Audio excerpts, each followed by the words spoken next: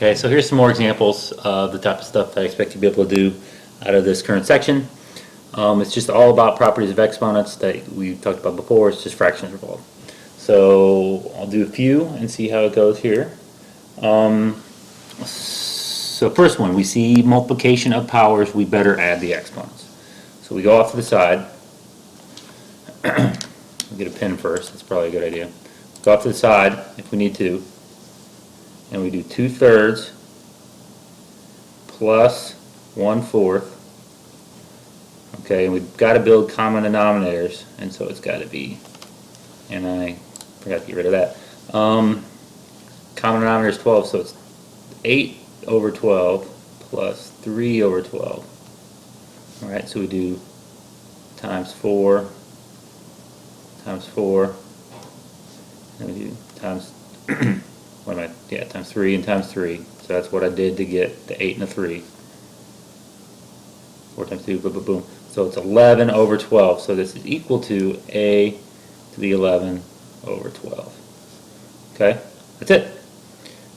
This one's a little easier actually, even though it's division. When you divide powers, you subtract the exponents. So you go off to the side if you need to. You probably don't need to here, but maybe you do. 5/6 minus 1/6. So it's 4/6, which is 2/3.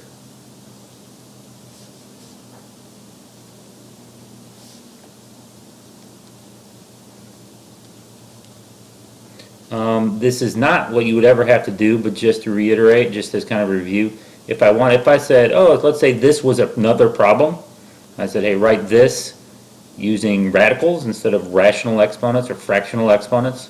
Right? Normally, if you saw a problem like this, you'd be done right here.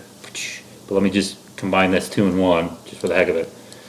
If I just gave you what was in red here and say write with radicals, okay, then what you would do is you'd remember, well, this is equal to, this is equal to a cube root, because the 3 on the bottom, of x squared. Or you could do the cube root of x, all squared. Either one of those would be a way of writing these with radicals. All right, not what I'm being asked you to do with these directions here, really, but a little mix it up, give you a little bit of review from what we did earlier as well. A couple more. This one's kind of the big one here. Save the best for last. This one, what you do is you take the b's individually and the a's individually. So you got to do, alright, so you got to do for the b's. Now let's do the a's first. Let's go alphabetical. This is a b to the 1, right? But we do a squared divided by a to the 1/2. So you got to do 2 minus 1/2, which is 4/2 minus 1/2. So it's 3/2. So we have a to the 3/2. Okay, and then b to the 1 divided by b to the 1/3. And maybe not, but I'm going to just do this with some number sense instead of actually going through the algorithm, going through the process. 1 minus 1/3 is 2/3. Alright? So this is b to the 2/3. And that's it. Okay? Alright, look, last but not least, check this guy out. So what you got to do is, there's 1, 2, 3, 4 things going on here. Okay? On the inside. This exponent will go to all 4 parts. Boom, boom, boom, boom. So it's actually a pretty big deal here. Big, it's real big. So I'll make it real big. So it's 8 to the 2/3. X to the 9th to the 2/3.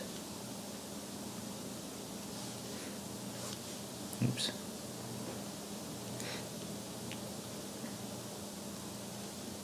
And so on.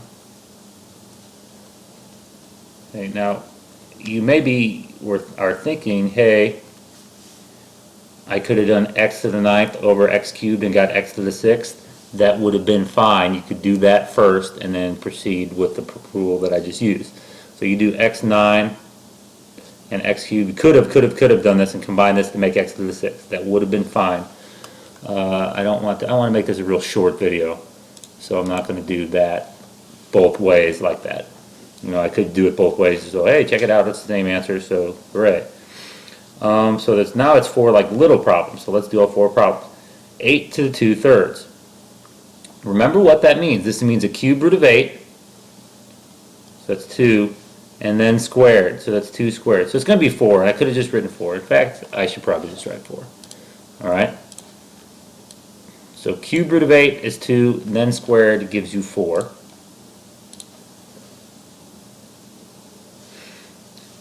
X, now remember when we have a power to a power, we multiply. So 9 times 2/3, and I guess I probably need to go off the side. 9 times 2/3.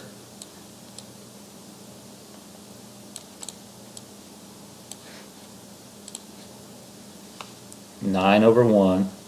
I need to make a different color to make it obvious. This is just kind of side work. It's not part of the main problem. So 9 over 1 times 2/3. Okay, cross cancel. 3, 1, 3 times 2 is 6. So this is 4x to the 6th. Okay, 9 times 2/3 is 6. 2/3 of 9 is 6. All over, and I guess I need to switch back to red. All over.